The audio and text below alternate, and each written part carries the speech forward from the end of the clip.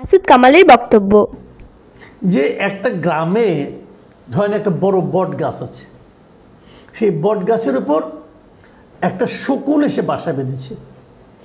শকুনটা পুরো গ্রামের মানুষকে অতিষ্ঠ করে তুলছে, এর এটা খাচ্ছে, তার এটা খাচ্ছে, তার এটা খাচ্ছে। কিন্তু এই বট গাছটা হলো গ্রামের একটা প্রতীক। এখন এই শকুনের জ্বালায় অতিষ্ঠ হয়ে আপনি কি শকুনটাকে তাড়াবেন, শকুনটাকে মেরে ফেলবেন, নাকি বট গাছটা কেটে ফেলবেন? হ্যাঁ, আপনারা বলবেন যে আমি কি ছাত্রলীগকে বট গাছের সঙ্গে তুলনা করছি? হ্যাঁ ভাই, করছি। কেন করছি সেটা বলি। এই যে আমাদের স্বাধীনতা, আমরা একটা স্বাধীন দেশ পেয়েছি বাংলাদেশ। ছাত্রলীগ কিন্তু গত 15 বছরের একটা সংগঠন না। ছাত্রলীগের জন্ম আরও অনেক আগে, ছাত্রলীগের ঐতিহ্য আরও অনেক পুরনো। আমাদের যে স্বাধীনতা সংগ্রাম, সেই স্বাধীনতা সংগ্রামে আমি তো মনে করি ছাত্রলীগের ভূমিকা ছিল সবচেয়ে অগ্রগামী ভূমিকা। শেখ মুজিবকে আমরা স্বাধীনতার মহানায়ক বলি, কিন্তু তারও আগে কিন্তু ছাত্রলীগ বাংলাদেশ স্বাধীনতার ইশতেহার পাঠ করেছিল এই রমনায়। ছাত্রলীগ প্রথম পাকিস্তানের শাসন আমলে বাংলাদেশের জাতীয় পতাকা উত্তোলন করেছিল, এটা হলো সেই ছাত্রলীগ। এবং 7ই মার্চের ভাষণে আমি যতটুকু পড়েছি যে স্বাধীনতার ঘোষণা দেওয়ার জন্য ছাত্রলীগের পক্ষ থেকে শেখ মুজিবকে চাপ দেওয়া হয়েছিল। উনি করেননি, উনি ডিপ্লোম্যাটিক্যালি জিনিসটাকে বলেছেন অথবা বলেননি, মাঝামাঝি থেকেছেন, কিন্তু ছাত্রলীগের চাপ ছিল। এমনকি আমরা যে মুক্তিযুদ্ধের কথা বলি, আপনি যদি একক কোনো গোষ্ঠীর কথা বলেন যে সবচেয়ে বেশি কারা যুদ্ধে অংশগ্রহণ করেছিল, তাহলে ছাত্রলীগের নাম উঠবে। ছাত্রলীগের একজন সদস্য বোধ তখন দেশে ছিলেন না, সবাই মুক্তিযুদ্ধে অংশ নিয়েছিলেন, তারা দেশটাকে স্বাধীন করেছিল। তো সেই ছাত্রলীগকে আমি বটগাছের সঙ্গে তুলনা করতেই পারি।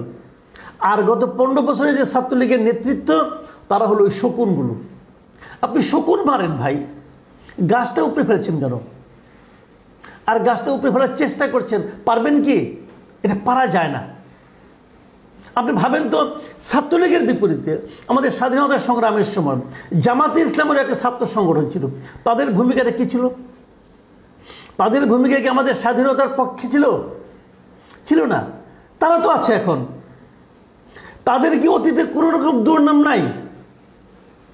চট্টগ্রাম বিশ্ববিদ্যালয়ের রক কাটার ঐতিহ্যটা কে তৈরি করেছিল? আপনি 2টা স্টুডেন্টকে নিয়ে উপদেষ্টা বানাই দিচ্ছেন, ভুল করেছেন। আরেকজন উপদেষ্টা, সে নাকি সক্রেটিস নিয়ে আপনি বানাইছেন আপনার উপদেষ্টা, ভুল করেছেন, সিম্পলি ভুল করেছেন আপনি। এতে মনে হয়েছে কি ওই প্রাইভেট বিশ্ববিদ্যালয় তারা বলতেছে আমি কি কম সক্রেটিস দেখি? আমার লোক আলাপ করেন, কোন বিচারে, কোন পরীক্ষায় তারা ফার্স্ট সেকেন্ড থার্ড হয়েছে বলেন তো আপনি আমাকে। এই দেশে প্রত্যেকটা ছেলে মেয়ে আন্দোলনে ছিল। আন্দোলনের সৈনিক, আন্দোলনের সেনাপতি ভিন্ন জিনিস। এগুলি মাথায় রাখতে হবে, মাথায় রাখা হয় না, যা হবার হয়ে গেছে। ওখানে আমি আগের পিছনের কথা বলতেছি না। যেমন আমাদের অনেক ছাত্ররা কিন্তু মনে করা শুরু করছে যে আমরা এই দেশটাকে স্বাধীন করে দিচ্ছি। না রে ভাই, ঘটনাটা সেরকম নয়। আপনারা স্পার্কটা জ্বালিয়েছেন, স্পার্কটা জ্বালানোর আগ পর্যন্ত দেশালাই কাঠিটা আপনি জ্বালাইছেন, আমি অস্বীকার করি না। তার আগ পর্যন্ত এই যে আগুনটা জ্বলেছে, কাঠটাকে কেটে আনা, শুকানো, একসঙ্গে জড়ো করা, এই কাজটা গত 16 বছর ধরে দেশের প্রত্যেকটা মানুষ করেছে। তাদেরটাও আপনি একটু স্বীকার করেন। প্রথম ভুলটা হয়েছে আমাদের প্রধান উপদেষ্টা আইসা নিয়ে বললো যে আমাদের প্রাথমিক এমপ্লয়ার হলো ছাত্ররা। এটা উনি বলতেই পারেন না, উনি একটা মহা অন্যায় করেছেন। এবং এই যে বলেছেন, বলাতে সবাই মাথায় উঠে গেছে, আমি তো এমপ্লয়ার, তোমার আমি যে কোনো সময় সরাই দেবো। এটা হয় না, এভাবে হয় না। এটা একটা সামগ্রিকভাবে এটা দেশের অর্জন, এই দেশের মানুষের অর্জন, এবং সেই অর্জনটা নিয়ে আপনারা সিনেমিনি খেলতে পারেন না। আমি আবারও বলছি, যে সুযোগ আমরা পেয়েছি, আমরা আর ইহকালে এরকম সুযোগ দ্বিতীয়বার পাবো না। আমরা যদি এই সুযোগটাকে নষ্ট করি নিজেরা ঢাকাঢাকি করে, তাহলে এর চেয়ে বড় হতাশা এই জাতির জন্য আর কিছু হবে না। কিন্তু ওইটাকে মাথায় রেখে আপনাদের কাজ করতে হবে। আমি যে কথা বলে শেষ করি সেটা হলো, দেখেন, গণভবনে শেখ হাসিনা নাই, বেরিয়ে গেছে। সচিবালয়ে শেখ হাসিনা আছে,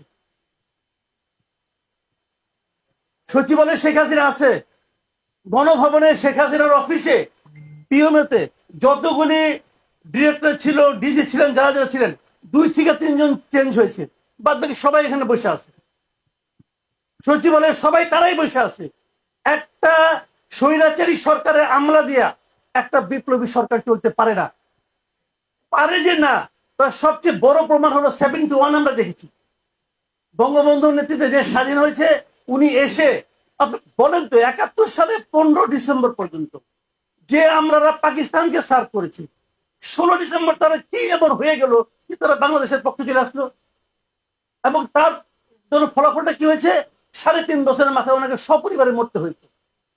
এখানেও একই জিনিস। 4 আগস্ট পর্যন্ত যে আমরারা শেখ হাসিনা স্বৈরাচারী সরকারকে সাপোর্ট করেছে, টিকিয়ে রাখার জন্য বুদ্ধি দিয়েছে, শ্রম দিয়েছে, অর্থ দিয়েছে, তারা একদিন পরের দিন সকাল 10টায় শেখ হাসিনা আকাশে উড়াল দিয়ে চলে গেল, আর তাদের মাথায় শুভ বুদ্ধি এসে ঢুকলো। এটা হয় রে ভাই, তারা সবাই ফেরেশতা হয়ে গেল, এটা হয়। তারা এখন অভিনয় করছে। অভিনয় কি করছে? যে কিভাবে এই সরকারকে ব্যর্থ করা যায় সে অভিনয় করে যাচ্ছে। এবং যদি এভাবে চলতে থাকে, যদি এদের নিয়ে যদি মনে করেন এই আমাদের এই এনজিও গ্রাম সরকার, যাকে নাকি ফান করে বলে যে কিছু এনজিও এবং কিছু গ্রামীণ নিয়ে এনজিও গ্রাম করছে, এরা যদি ওটা যদি গুরুত্ব না দেয়, যদি তারা ভাবে যে না কোনো সমস্যা নাই, সব সচিব আমার কথাকে বাস্তবায়ন করবে, যদি তারা মনে করে, আমি মনে করি তাদের কপালেও দুর্ভোগ আছে। আমি এই পর্যন্ত বললাম।